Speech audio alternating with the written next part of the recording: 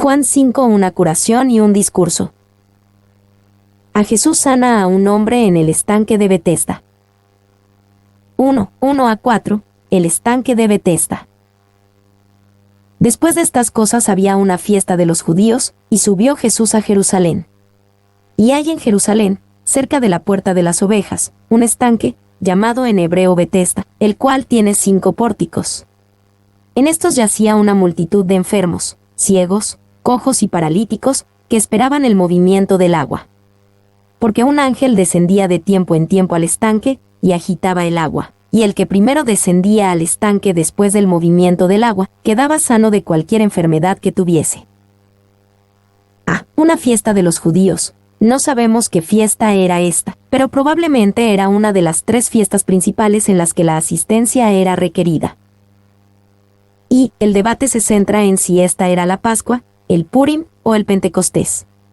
Si era la Pascua, entonces podemos contar 4 Pascuas en el ministerio de Jesús y sabremos que duró alrededor de 3 años y medio. Un estanque, llamado en hebreo Betesda. Este estanque ha sido excavado en el área que está justo al norte del área del templo, y se encontró que tenía 5 pórticos, tal como dijo Juan. Y se cree que la expresión y transmite que San Juan escribió el Evangelio antes de la destrucción de Jerusalén. Pero esto no es algo en lo que se deba insistir. Podría haber hablado en el presente sin haber querido ser literalmente preciso en cuanto al momento en el que estaba escribiendo. Alfred.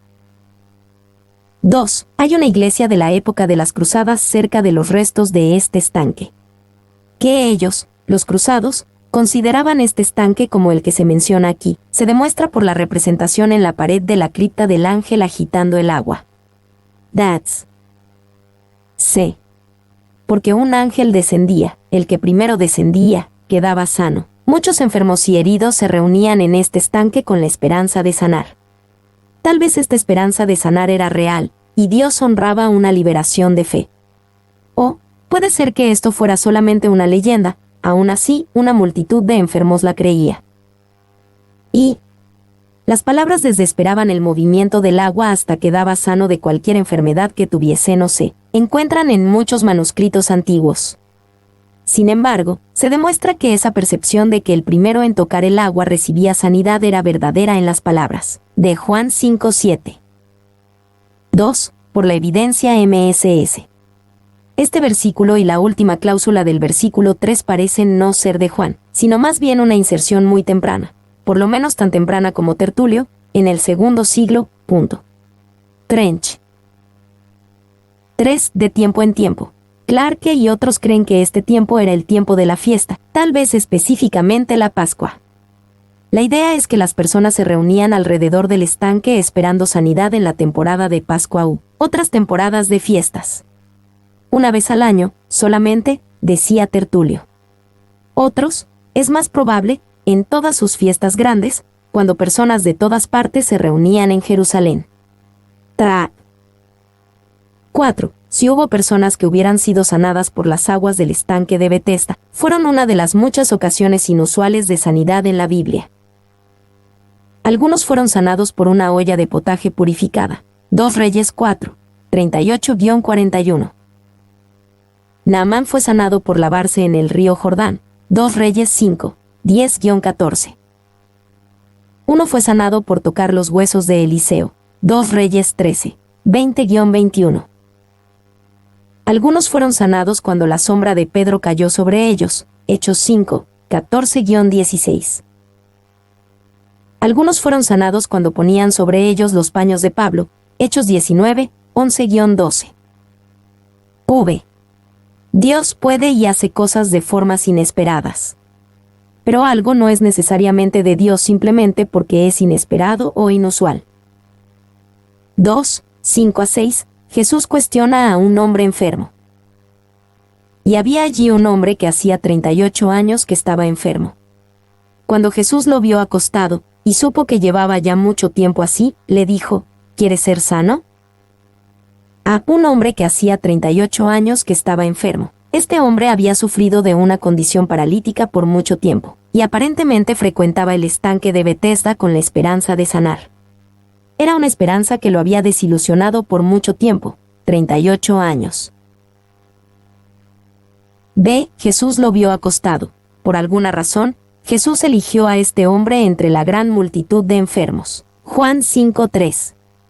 Jesús no estaba por conducir una cruzada de sanación en el estanque de Betesda, pero sí estaba por sanar milagrosamente la necesidad de este hombre.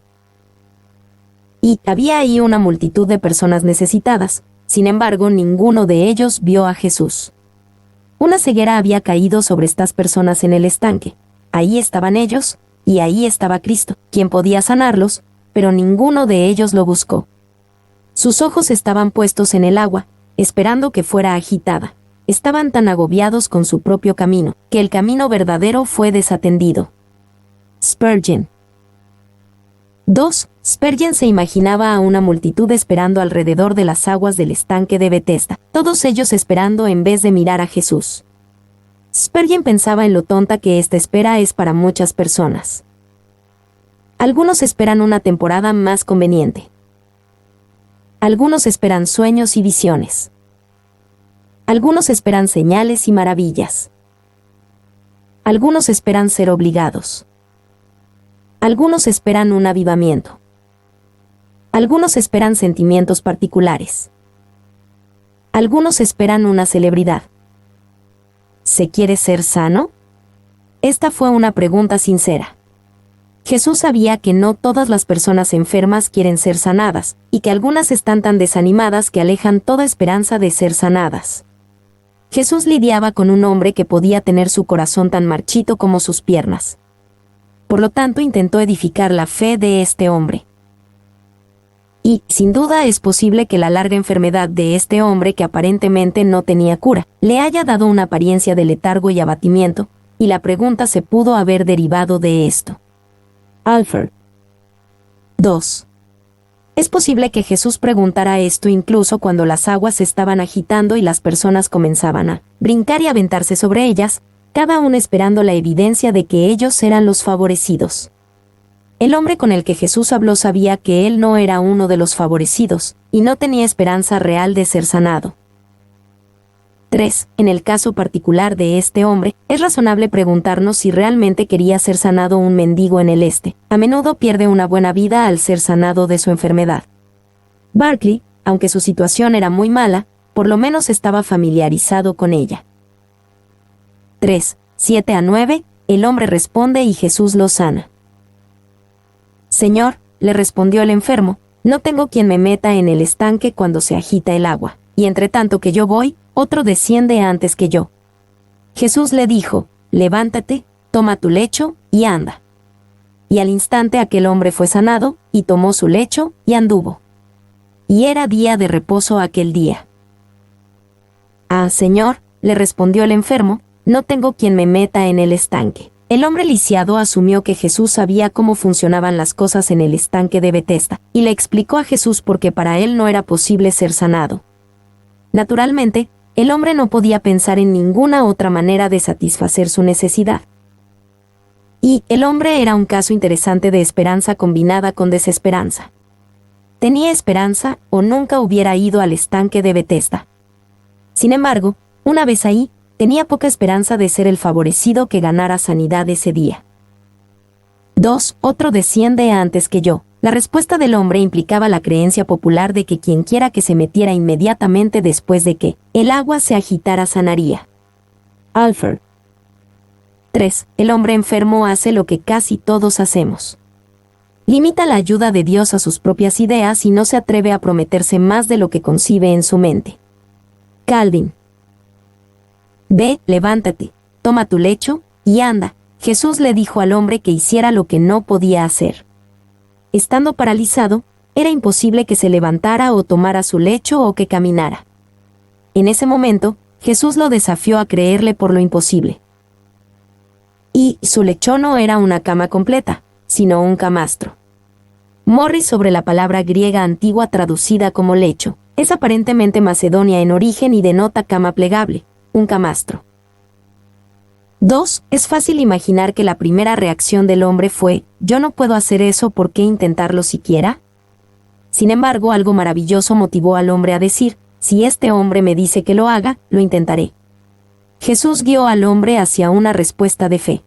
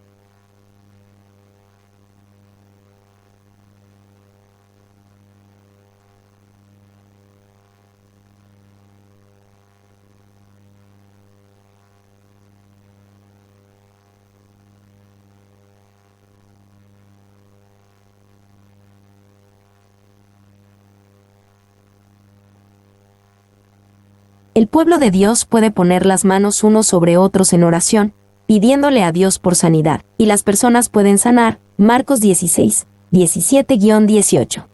18. Dios puede conceder el don de sanidad ya sea porque fueron sanados directamente, o porque tienen el poder de llevar sanidad a otros. 1 Corintios 12:9. Dios puede conceder sanidad en respuesta a la fe de la persona que desea ser sanada. Mateo 9:22. Dios puede conceder sanidad en respuesta a la fe de otra persona de que la primera sea sanada. Marcos 2, 4-5, Mateo 8:13. Dios puede sanar a través de tratamientos médicos. 1 Timoteo 5, 23, Santiago 5, 14 con Lucas 10:34. D. Y era día de reposo aquel día. El hecho de que todo esto fue hecho en el día de reposo sería la fuente de la controversia que se desataría a continuación. D. La controversia del día de reposo. 1, 10-13. Los judíos ignoran el milagro y se ofenden. Entonces los judíos dijeron a aquel que había sido sanado: es día de reposo, no te es lícito llevar tu lecho. Él les respondió: el que me sanó, él mismo me dijo: toma tu lecho y anda. Entonces le preguntaron: ¿quién es el que te dijo, toma tu lecho y anda? Y el que había sido sanado no sabía quién fuese, porque Jesús se había apartado de la gente que estaba en aquel lugar. Entonces los judíos dijeron: a lo largo del Evangelio, Juan utiliza el término los judíos en el sentido de los líderes judíos, no de todos los judíos en Jerusalén. Y, aquí, como regularidad en el Evangelio de Juan, es importante resaltar quiénes son exactamente los judíos en cuestión. En este contexto ellos son miembros del establecimiento religioso en Jerusalén. Bros. B. Es día de reposo, no te es lícito llevar tu lecho, llevar su lecho. En realidad un saco de dormir o un camastro. Era en efecto una violación de la interpretación de los rabís del mandamiento de no trabajar o hacer negocios en el día de reposo.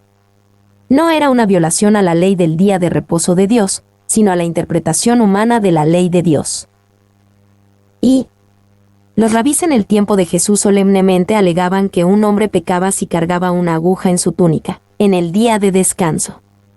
Incluso alegaban si podía o no llevar su dentadura postiza o pierna de madera. Barclay. 2. Jesús persistentemente mantenía que es lícito hacer el bien en el día de descanso. Él ignoraba el montón de regulaciones de los escribas, y por lo tanto inevitablemente entró en conflicto con las autoridades. Morris. 3. Esta devoción a la interpretación de los rabís sobre la ley del día de reposo continúa en los tiempos modernos. Encontramos un ejemplo en un artículo de prensa de abril de 1992. Inquilinos permitieron que se quemaran por completo 3 departamentos en un vecindario ortodoxo en Israel, mientras le preguntaban a un rabí si una llamada telefónica al departamento de bomberos en el día de reposo violaba alguna ley judía. Los judíos observantes tienen prohibido usar el teléfono en el día de reposo, porque hacerlo haría uso de la corriente eléctrica, lo cual era considerado una forma de trabajo. En la media hora que le tomó al rabí decidir el sí, el fuego se expandió a 2 de los departamentos vecinos. Sé quién es el que te dijo, toma tu lecho y anda. Los líderes judíos no querían saber quién sanó al hombre lisiado. Ellos querían saber quién le dijo que cargara su lecho en el día de reposo. Y esto probablemente parecía extraño, y tal vez confuso para el hombre sanado. Yo fui llevado al estanque hoy y si no hubiera sido sanado hubiera necesitado que me llevaran a casa. Eso es mucho más trabajo que yo llevando mi lecho. Al sanarme a mí y enviándome a casa. Jesús estaba ahorrando trabajo en el día de descanso, no causando más trabajo. 2. Para los líderes religiosos Jesús era el hombre que violó el día de reposo. Para el hombre que fue sanado Jesús era el hombre que me restauró. D. Porque Jesús se había apartado de la gente que estaba en aquel lugar. Jesús no quiso permanecer con la conmoción que rodeaba la sanación del hombre. Porque no tenía la intención de sanar a toda la gente, fue mejor que se retirara. Y Jesús pronunció las palabras sanadoras, y luego se perdió entre la multitud, para no atraer ninguna atención particular hacia él, ya sea del hombre enfermo o de los otros. Alfred. 2. 14 a 15, Jesús advierte al hombre sanado de peligro mayor. Después le halló Jesús en el templo, y le dijo, mira, has sido sanado, no peques más, para que no te venga alguna cosa peor. El hombre se fue, y dio aviso a los judíos, que Jesús era el que le había sanado. Después le halló Jesús. Jesús le halló porque estaba preocupado por su salud espiritual, no peques más, para que no te venga alguna cosa peor, no solo por su salud física. Vivir una vida de pecado es peor, y traerá peores resultados, que estar lisiado por 38 años. Y, mira, has sido sanado, emplea el perfecto del verbo, indicando que la cura era permanente. Sin duda algunas de las curas que habían sido reportadas del estanque no habían durado mucho. Morris. 2. Los 38 años de enfermedad del hombre aparentemente le habían sido provocados por disipación. Era un pecado de la carne, vengado en la carne, que le había traído una vida miserable. McLaren. B. El hombre se fue, y dio aviso a los judíos, que Jesús era el que le había sanado. El hecho de que reportara a Jesús a las autoridades mostraba cuán intimidado estaba el hombre por esos mismos líderes religiosos. Y el hombre que había sido sanado parece haber sido una criatura desagradable. Tan pronto como descubrió la identidad de su benefactor lo traicionó ante las hostiles autoridades. Morris. 2. En teoría, las sanciones por desobediencia en el día de reposo eran serias. Dad cita a Lightfoot, todo aquel que llevara algo en el día de reposo, o tomara algo de un lugar público a uno privado, si había hecho esto inconscientemente, debía hacer un sacrificio por su pecado, pero si lo había hecho intencionalmente, debía ser expulsado y apedreado. 3. 16 a 18, Jesús defiende sus acciones en el día de reposo. Y por esta causa los judíos perseguían a Jesús, y procuraban matarle, porque hacía estas cosas en el día de reposo. Y Jesús les respondió, mi Padre hasta ahora trabaja, y yo trabajo. Por esto los judíos aún más procuraban matarle, porque no solo quebrantaba el día de reposo, sino que también decía que Dios era su propio Padre, haciéndose igual a Dios. Y por esta causa los judíos perseguían a Jesús, y procuraban matarle. Sorprendentemente, la curación parecía no haber hecho diferencia para los que perseguían a Jesús. Lo único que podían ver era que su ley religiosa había sido violada, una regla que iba más allá del mandamiento de la misma Escritura. Y incitando a otros a romper la ley, como ellos lo entendían, era peor que romper la ley uno mismo. Por lo tanto, lanzaron una campaña contra Jesús, la cual no se relajó hasta su muerte unos 18 meses después. Bros. 2. La devoción absoluta a las tradiciones del hombre que rodeaban al día de descanso no pueden ser subestimadas. Por ejemplo, Deuteronomio 23, 12-14 dice que Israel debía practicar una buena higiene cuando sus ejércitos acampaban. Los antiguos rabís aplicaron el mismo principio a la ciudad de Jerusalén, la cual ellos consideraban como el campamento del Señor. Cuando esto se combinó con las restricciones de viaje del día de descanso, resultó en una prohibición en contra de ir al baño en el día de descanso. B. Y procuraban matarle. La ira y el odio de los líderes religiosos es difícil de explicar, aparte de ver que tenía una raíz espiritual. A ellos les desagradaba Jesús, y por lo tanto también les desagradaba a Dios el Padre, sino que también decía que Dios era su propio Padre. C. Mi Padre hasta ahora trabaja, y yo trabajo. Jesús no intentó explicar que en realidad no había trabajado en el día de reposo. En vez de eso, osadamente les explicó a los líderes religiosos que su Padre trabajaba en el día de reposo, y que por lo tanto Jesús el Hijo también trabajaba en el día de reposo. Y Dios nunca deja de trabajar, porque así como es la propiedad del fuego quemar y de la nieve ser fría, así es de Dios trabajar. Philo, citado en Dads. 2. En cierto modo, es extraño que el Dios de la Biblia sea un Dios trabajador. En el mundo antiguo, era difícilmente algo honorable el trabajar. Se pensaba que era para los esclavos, siervos y extraños, no para los hombres libres. De ahí que el trabajo y la grandeza rara vez fueran juntas, y nada podía ser más ajeno al genio del paganismo que un Dios trabajador. Fue una revolución cuando Jesús enseñó, Dios ama. Pero difícilmente fue menos revolucionario cuando enseñó Dios trabaja. Morrison. V. Mi Padre, y yo. Su explicación muestra que no afirmó identidad con el Padre como una persona, sino que afirmó su unidad con el Padre en una relación que podía ser descrita como padre-hijo. D.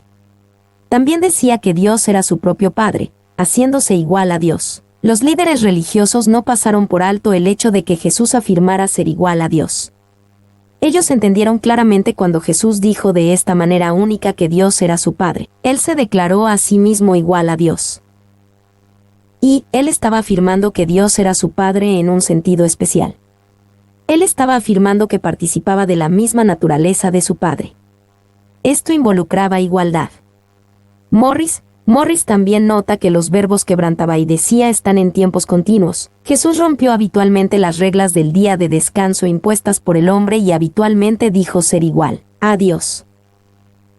2. El uso individual de mi Padre, de Jesús, desde el punto de vista de ellos tenía un significado totalmente distinto y hasta blasfemo. Esto último especialmente porque esto hacía a Dios partícipe de su crimen de quebrantar el día de descanso. Alford. 3. Se debería observar cuidadosamente que él no negó la veracidad de su deducción, sino que continuó hablando como alguien que afirmaba tener tal igualdad y autoridad. Morgan. 4. Agustino dijo sabiamente en este pasaje, he aquí, los judíos entendieron lo que los arios no. En la actualidad, los testigos de Jehová están entre los que sostienen las doctrinas de los arios, negando la deidad de Jesús. Jesús explica su relación con el Padre. 1, 19 a 20, el Hijo hace lo que el Padre hace. Respondió entonces Jesús, y les dijo, de cierto os digo, no puede el Hijo hacer nada por sí mismo, sino lo que ve hacer al Padre, porque todo lo que el Padre hace, también lo hace el Hijo igualmente. Porque el Padre ama al Hijo, y le muestra todas las cosas que él hace, y mayores obras que éstas le mostrará, de modo que vosotros os maravilléis. Respondió entonces Jesús, y les dijo, en esta discusión extendida Jesús explicó a los líderes religiosos algo de la naturaleza de su relación y trabajo con Dios el Padre. Gracias a esto, tenemos mucha información sobre la relación entre Dios el Padre y Dios el Hijo. Y Leon Morris dijo de esta sección, el lenguaje que Jesús utiliza en toda esta sección es completamente rabínico. B. No puede el Hijo hacer nada por sí mismo. Jesús explicó que Él, como Dios el Hijo, no hace nada independientemente. Él estaba y está totalmente sometido a la voluntad del Padre. Esta sumisión viene por elección, no por coerción ni por una naturaleza inferior. Y, correspondiente a la controversia del día de descanso discutida en los versículos anteriores, esta era la manera de Jesús de decir que Él no le dijo al hombre sanado que llevara su lecho con su propia autoridad. Lo hizo en completa sumisión a Dios el Padre en el cielo. 2. no es simplemente que no actúa independientemente del Padre, no puede actuar independientemente del Padre. Morris. C. Todo lo que el Padre hace, también lo hace el Hijo igualmente. Jesús explicó que su obra era un reflejo perfecto de la obra y voluntad de Dios el Padre.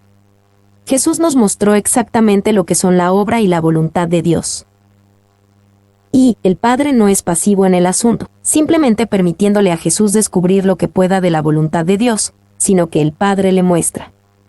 That's 2. C.H. Dodd discernió una parábola incrustada en los versículos 19 y 20. Jesús hace una analogía de su propia experiencia como hijo en el taller de carpintería, cuando aprendió a imitar las cosas que vio a José hacer, sirviéndole por lo tanto a su aprendizaje.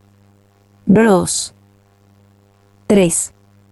Algunas personas piensan de una gran diferencia o incluso una diferencia pequeña entre Dios el Padre y Dios el Hijo, como si Dios el Padre hiciera énfasis en el juicio y Dios el Hijo en el amor.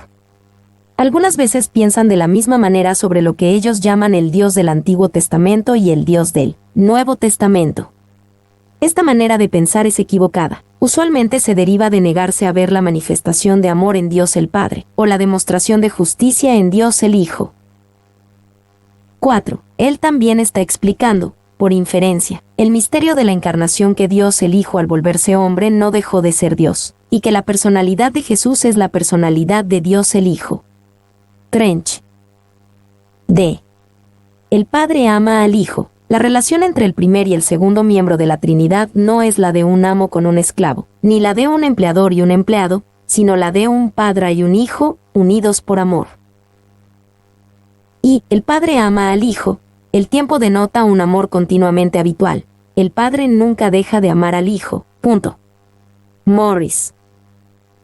2. Que el Padre ama al Hijo ya ha sido afirmado en este Evangelio, Juan 3:35. Es indiferente que el verbo aquí es pileo mientras que en la ocurrencia anterior es agapao. Bros. Mayores obras que éstas le mostrará, de modo que vosotros os maravilléis. Los líderes religiosos estaban asombrados por lo que Jesús le dijo que hiciera al hombre que antes estaba paralizado. Aquí Jesús les dice que verán mayores obras que estas, unas que harán que se maravillen. 2. 21 a 23. Las obras del Padre, las obras del Hijo.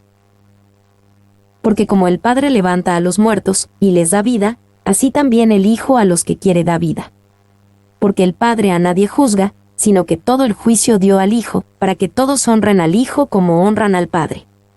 El que no honra al Hijo, no honra al Padre que le envió. Porque como el Padre levanta a los muertos, y les da vida, así también el Hijo a los que quiere da vida. Jesús usó la labor de resurrección como un ejemplo del trabajo que comparten el Padre y el Hijo.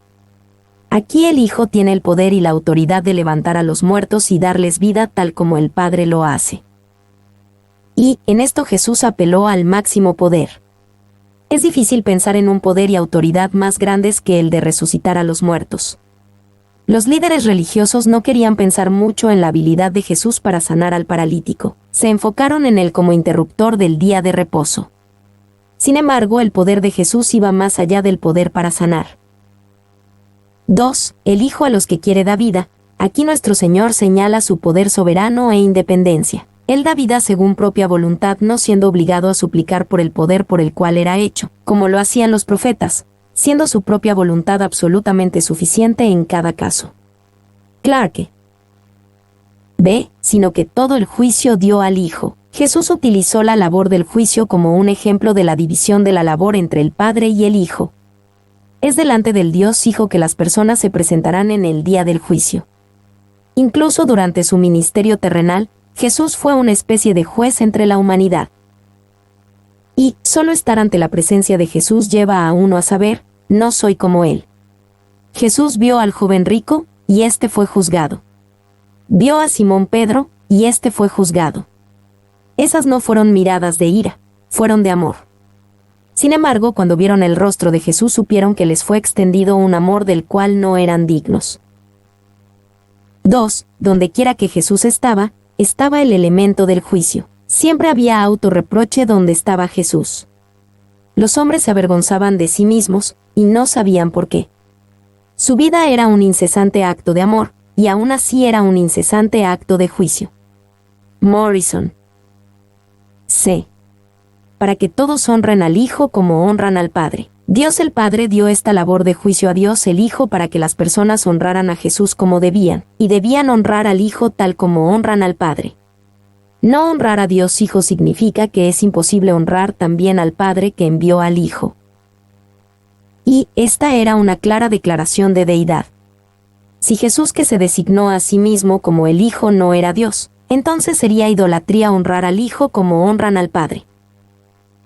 2. Todos deben honrarlo con el mismo honor con el que honran al Padre, y quien no lo haga, como sea que se imagine que honra o se acerca a Dios, no lo honra en absoluto, porque Él solo puede ser conocido u honrado por nosotros como el Padre que envió al Hijo. Alford. 3. Al Padre que le envió. La encarnación es tan acto del Padre como lo es del Hijo. El Padre envió el Hijo. Trench. 3. 24-27. De muerte a vida en el Hijo de Dios. De cierto os digo, el que oye mi palabra, y cree al que me envió, tiene vida eterna, y no vendrá a condenación, mas ha pasado de muerte a vida. De cierto os digo, viene la hora, y ahora es, cuando los muertos oirán la voz del Hijo de Dios, y los que la oyeren vivirán. Porque como el Padre tiene vida en sí mismo, así también ha dado al Hijo el tener vida en sí mismo. Y también le dio autoridad de hacer juicio, por cuanto es el Hijo del Hombre. El que oye mi palabra, y cree al que me envió, tiene vida eterna. Jesús le explicó a los sorprendidos líderes religiosos que los que escuchaban su palabra tendrían vida eterna. Tendrían su vida conectada a la eternidad, y tienen esa vida ahora. Y Juan 3:16 dice que creer en Jesús en el sentido de confiar en Él, depender de Él, aferrarse a Él era el camino a la vida eterna. Aquí Jesús dice que escuchar su palabra y creer en el Padre, al que me envió, es el camino a la vida eterna. Como el Padre y el Hijo están tan unidos en su trabajo, cada uno es verdad del otro. Creer realmente en el Padre es creer en el Hijo, y creer realmente en el Hijo es creer en el Padre. 2. Con estas palabras Jesús se elevó mucho más alto que el nivel de cualquier simple hombre. Piense en eso, escucha mi palabra y ten vida eterna. Esto era el murmullo de un loco o las palabras del mismo Dios. Aquí no encontraremos un lugar neutral. 3. No aparece en nuestro texto que la vida eterna es comunicada por gotas de agua, o de ninguna otra forma ceremonial, sino que la orden es, escucha, y tu alma vivirá. Spurgeon. B. Y no vendrá a condenación, mas ha pasado de muerte a vida. Este es un aspecto esencial para la vida eterna, escapar al juicio por el pecado y pasar de la posición de la muerte a la posición de la vida. Y ha pasado de muerte a vida, ha cambiado su país o lugar de residencia. La muerte es el país donde vive toda alma sin Cristo. El hombre que no conoce a Dios vive una vida que se apaga o una muerte en vida, pero el que cree en el Hijo de Dios pasa del imperio de la muerte al imperio de la vida. Clarke. C. Los muertos oirán la voz del Hijo de Dios, y los que la oyeren vivirán. Jesús ya había explicado que el que vive puede escuchar su palabra, creer y tener vida eterna. Ahora agrega que un día incluso los muertos oirán la voz del Hijo de Dios, y serán levantados otra vez. Estas son afirmaciones increíbles de ser mucho más que un hombre. D. Así también ha dado al Hijo el tener vida en sí mismo. Jesús describió con más detalle su singularidad a los líderes religiosos afirmando que Él tenía vida en sí mismo, un regalo otorgado por Dios el Padre. Jesús tenía vida en sí mismo, no dependía de otras personas o cosas. Y ninguno de nosotros tiene vida por sí mismo. Nuestra vida deriva de nuestros padres y del frágil ambiente que nos rodea. Jesús afirmó que su vida no derivaba de nadie, es inherente y no creado. Los teólogos llaman a esta característica de autoexistencia seidad y reconocen que solo Dios la posee. 2. Qué paradoja es decir que le es dado a él tener vida en sí mismo. ¿Y cuándo fue dado ese don? En las profundidades de la eternidad. Maclaren. 3. Como Jesús explicó su naturaleza y deidad a los líderes religiosos en este capítulo, es evidente que no reclamó la identidad del Padre como si fueran una persona, sino que afirmó su igualdad con Dios el Padre y su relación de amor con el Padre. Jesús y el Padre no son el mismo, pero son iguales, tal como lo dice Juan 1:1. 4. Estas palabras de Jesús contradicen dos errores que llegarían más tarde acerca de la naturaleza de la deidad del Hijo de Dios.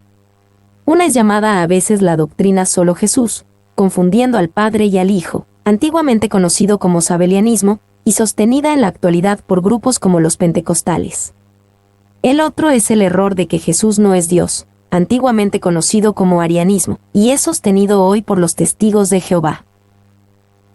4. 28-30. La realidad del juicio venidero del Hijo.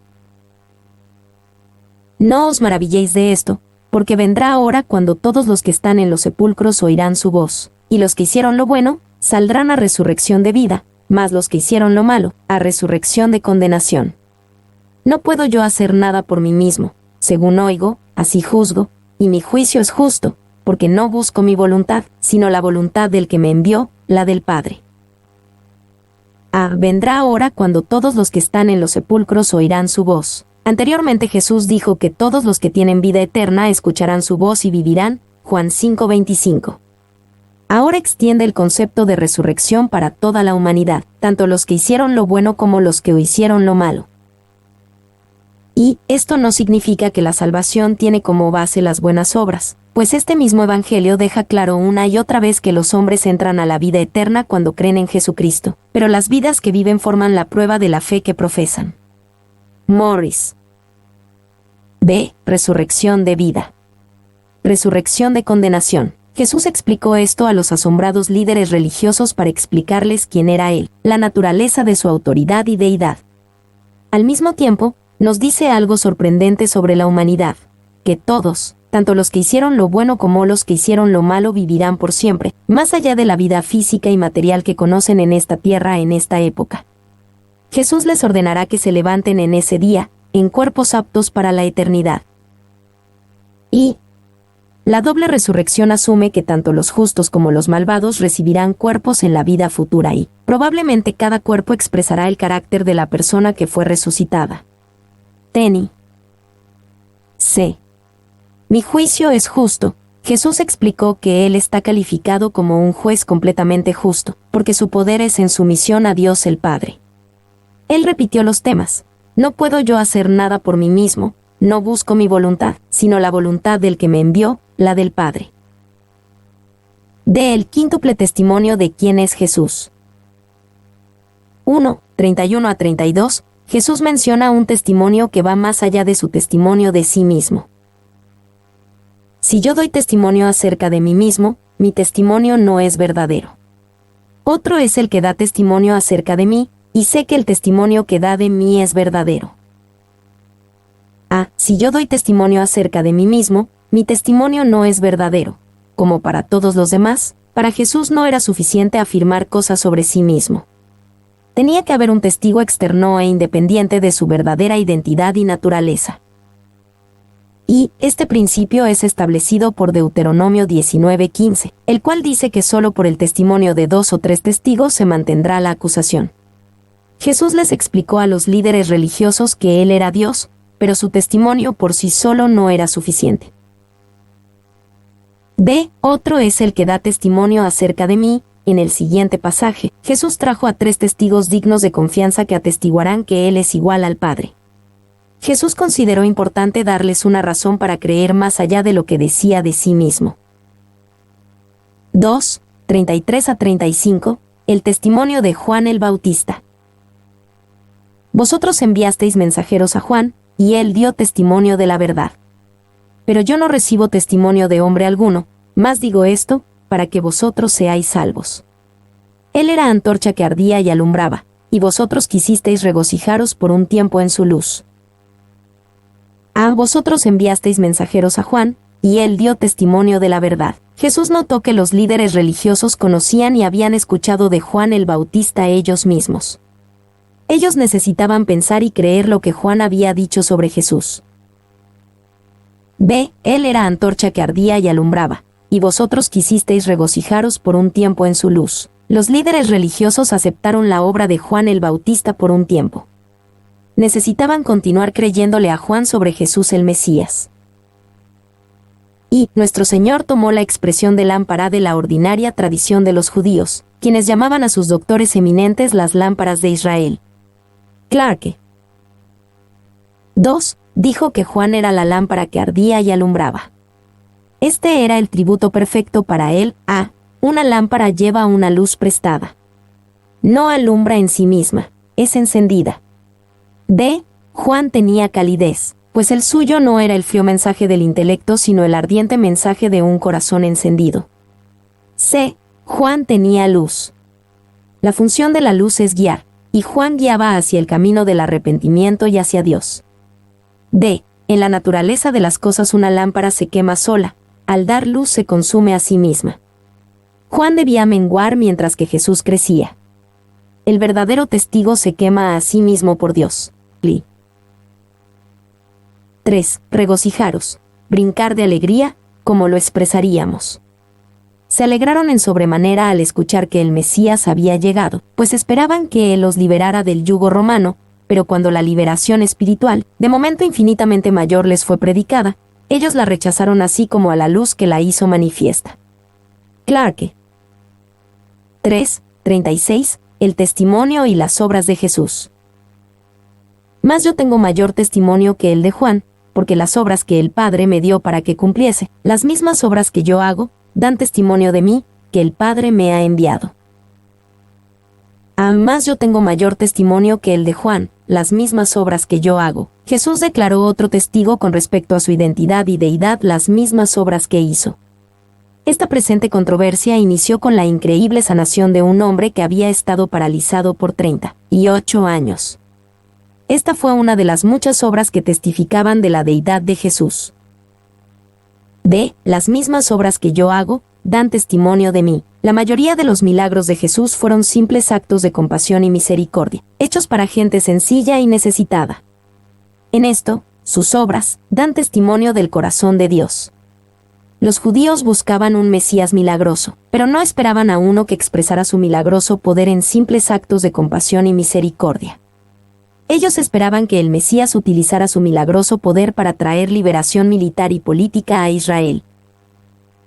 Y, como las milagrosas obras de Jesús no encajaban en lo que ellos consideraban que el Mesías haría, no recibieron este testimonio de las obras de Jesús. 4:37-38. El testimonio del Padre. También el Padre que me envió ha dado testimonio de mí. Nunca habéis oído su voz, ni habéis visto su aspecto, ni tenéis su palabra morando en vosotros, porque a quien él envió, vosotros no creéis. El Padre que me envió ha dado testimonio de mí. En prácticamente toda obra y mensaje de Jesús, Dios el Padre testificó de su estatus como Hijo de Dios. Pero específicamente, el Padre testificó sobre el Hijo en la profecía del Antiguo Testamento y en el bautismo de Jesús. Lucas 3:22. D. Ni tenéis su palabra morando en vosotros. Ellos no recibieron el testimonio del Padre porque no tenían su palabra morando en ellos. No pueden escuchar al Dios Padre audiblemente, pero tienen su palabra.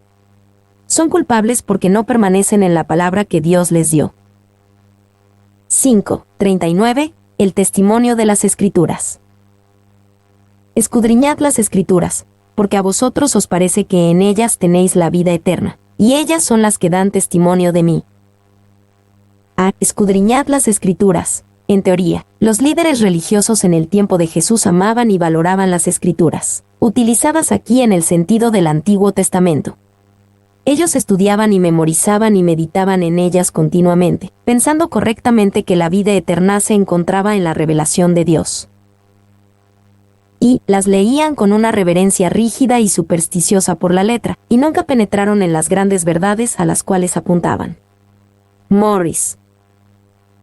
2. No las leían para buscar a Dios, sino para encontrar argumentos que apoyaran sus propias posiciones. No amaban realmente a Dios, amaban sus propias ideas sobre Él. Barclay. 3. Escudriñad las Escrituras. El verbo en sí, eraunao, implica un escrutinio agudo, rastreando el mensaje de las Escrituras.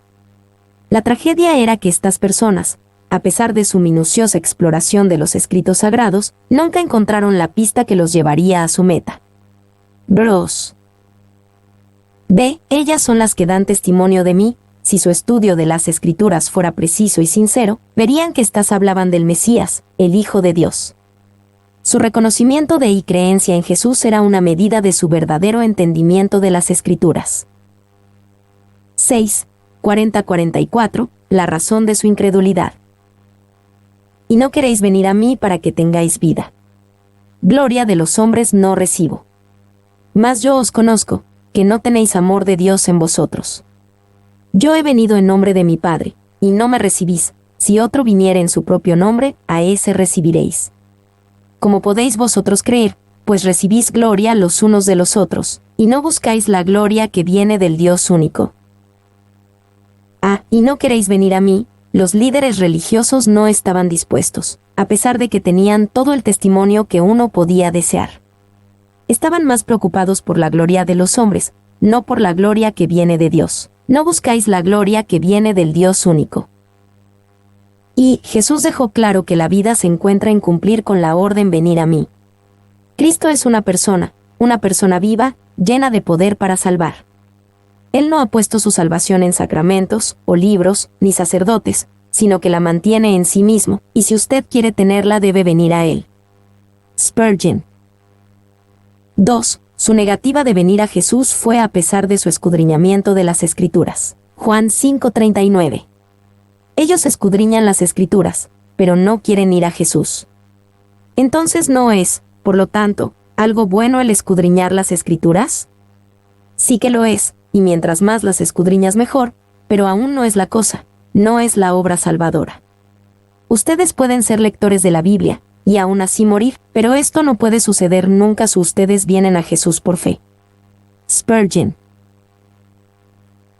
3. Las palabras no queréis venir a mí exponen notablemente la libertad de la voluntad, donde yace la condenación del incrédulo. Alford. 4.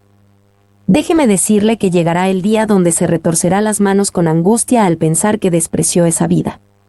Puede ser que será así en la agonía de la muerte, pero lo cierto es que será así en medio de los terrores del juicio, cuando se abrirán ampliamente ante usted las puertas del infierno, y delante de usted verá el lago que quema con fuego y azufre, que es la muerte segunda. Spurgeon. Gloria de los hombres no recibo, yo no necesito de ustedes o su testimonio. No actúo por interés propio ni por vanidad. Su salvación no puede añadir nada para mí, ni tampoco su destrucción puede dañarme. Hablo solo por amor a sus almas, para que ustedes sean salvos. Clarke. B. Que no tenéis amor de Dios en vosotros. Las razones de su rechazo eran principalmente razones del corazón, no de la mente. Estos líderes religiosos podían esconderse detrás de sus supuestas excusas intelectuales, pero la falta real era el hambre del deseo por el honor que viene de Dios. C. Si otro viniere en su propio nombre, a ese recibiréis. Jesús profetizó el día venidero donde los descendientes de estos líderes religiosos aceptarían a un falso Cristo, un anticristo, que vendría en su propio nombre. El rechazo a Jesús los dejaría abiertos a terrible engaño. Y estas palabras quizás hablan principalmente del falso Cristo o Mesías ídolo, el anticristo, que aparecerá en los últimos días, 2 Tesalonicenses 2, 8-12. Cuya apariencia será según los deseos del diablo, su padre, Juan 8:44, haciéndose pasar por Dios, 2 Tesalonicenses 2:4. Alford. 2. Aunque esto será cumplido finalmente en el final de los tiempos, hubo cumplimientos menores a través de la historia. Un cumplimiento sobresaliente de esta predicción vino alrededor del 132 DC cuando Simón Bar Kokhba afirmó ser el Mesías del linaje de David, y dirigió una revuelta contra Roma. Las pretensiones mesiánicas de Simón llevaron a sí mismo, a sus seguidores, y al pueblo de Judea a la más terrible ruina. Bros. ¿De cómo podéis vosotros creer, pues recibís gloria los unos de los otros, y no buscáis la gloria que viene del Dios único? El error fatal de los líderes religiosos en el tiempo de Jesús y desde entonces es el orgullo. Ellos anhelaban el prestigio y darse gloria los unos de los otros, y estaban dispuestos a sacrificar la gloria que viene solo de Dios con tal de tener la gloria del hombre. Y Charles Spurgeon predicó un mensaje sobre Juan 5:44. ¿Por qué los hombres no pueden creer en Cristo? Y en una sección notable de ese sermón él examina cómo la fama, la gloria y la celebridad obstruyen la fe verdadera. ¿Cómo podéis vosotros creer? Pues recibís gloria los unos de los otros. A continuación están unas líneas de ese sermón. El mero hecho de recibir honor, incluso si ese honor es correctamente otorgado, puede hacer de la fe en Cristo una dificultad. Cuando un hombre llega a sentir que debe ser honrado, se encuentra en un gran peligro. Siempre recibiendo este honor inmerecido, se engañan a sí mismos haciéndose creer que lo merecen. Queridos amigos, es muy difícil recibir honor y esperarlo, y aún así mantener la vista donde se debe, pues los ojos de los hombres poco a poco se embotan con el humo del incienso que se quema delante de ellos. Una vez más, la alabanza de los hombres convierte a los que la reciben en grandes cobardes. Pero, oh, ¿cuántos viven del aliento de los hombres? Para ser aprobados, para ser aplaudidos, eso es su cielo. Pero ser despreciado, recibir burlas, ser llamado tonto, que se les ponga algún sobrenombre, o no, prefieren ir al infierno que soportar eso. 2. El gran obstáculo de la salvación de los escribas y fariseos fue su orgullo, vanidad, llame propio. Vivían de sus propias alabanzas. Si hubieran reconocido que Cristo era el único maestro, hubieran renunciado a la buena opinión de la multitud. Y ellos eligieron perder sus almas en vez de perder su reputación entre los hombres. Clarke. 3. Buscando crédito unos de otros como hombres religiosos, necesariamente se habituaron a las ideas actuales, y bloquearon la gloria divina de sus mentes. That's. 4. Ellos habían acusado a Jesús de actuar independientemente de Dios. Él ahora los acusa de demostrar esa independencia. El motivo de sus acciones no es el amor a Dios sino la aprobación de sus compañeros. Tasker. 7. 45-47, el testimonio de Moisés. No penséis que yo voy a acusaros delante del Padre. Hay quien os acusa, Moisés, en quien tenéis vuestra esperanza. Porque si creyeseis a Moisés, me creeríais a mí, porque de mí escribió él. Pero si no creéis a sus escritos, ¿cómo creeréis a mis palabras? Porque si creyeseis a Moisés, me creeríais a mí. Estos líderes religiosos rechazaron a Jesús porque rechazaron la palabra de Dios a través de Moisés. Moisés los acusa, porque Moisés escribió acerca de Jesús y ellos no recibieron el testimonio de Moisés.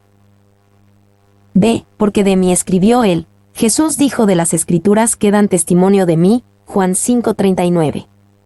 Las palabras y los escritos de Moisés cumplen esto, hablando proféticamente del Mesías en muchos lugares. Y, profeta de en medio de ti, de tus hermanos, como yo, te levantará Jehová tu Dios, a él oiréis. Deuteronomio 18:15. 2. Y Jehová dijo a Moisés, hazte una serpiente ardiente, y ponla sobre un asta, y cualquiera que fuere mordido y mirare a ella, vivirá. Y Moisés hizo una serpiente de bronce, y la puso sobre una asta, y cuando alguna serpiente mordía a alguno, miraba a la serpiente de bronce, y vivía. Números 21, 8-9.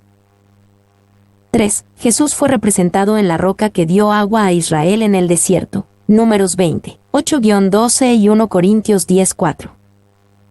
4. El ministerio de Jesús fue mostrado en casi todos los aspectos de los 7 diferentes tipos de ofrendas que Dios le ordenó a Israel que presentara. Levítico 1-7. Jesús y su ministerio aquí fueron mostrados en el tabernáculo y su servicio. Un lugar donde el Nuevo Testamento hace esta conexión es con la palabra propiciación en Romanos 3:25, que habla del propiciatorio en el Arca de la Alianza. La ley del siervo habla de Jesús, Éxodo 21, 5-6 y Salmos 40, 6-8. 7. No es de extrañarse que Jesús pudiera decir entonces dije, he aquí, vengo. En el rollo del libro está escrito de mí, Salmos 40, 7.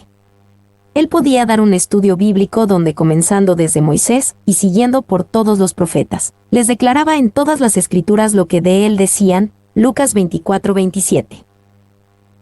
8. Por lo tanto, los escritos de Moisés fueron proféticos. En ellos no fue cumplido nada. Ellos señalaron a las otras cosas, las que se cumplieron cuando él vino. por lo que en esta palabra encontramos a la vez la autoridad y limitación de Moisés. Morgan. 9. Este es un testimonio importante del Señor sobre el tema de todo el Pentateuco, es acerca de él. También es un testimonio al hecho de que Moisés escribió esos libros, los cuales fueron entonces, y siguen siendo, conocidos por su nombre. Alfred. C. Pero si no creéis a sus escritos, ¿cómo creeréis a mis palabras? Jesús no llamó a estos líderes religiosos a una nueva fe o a una fe diferente. Él los llamó a creer lo que Moisés, las Escrituras, lo que sus obras, lo que Juan el Bautista, cada uno testificó sobre Jesús, que Él es el Mesías, el Hijo de Dios y Dios el Hijo. Si ellos se negaban a creer este testimonio abrumador, era poco probable que creyeran las propias palabras de Jesús. Mi nombre es Demim. Soy tu asistente personal. Mi sitio en internet es demim.es.tl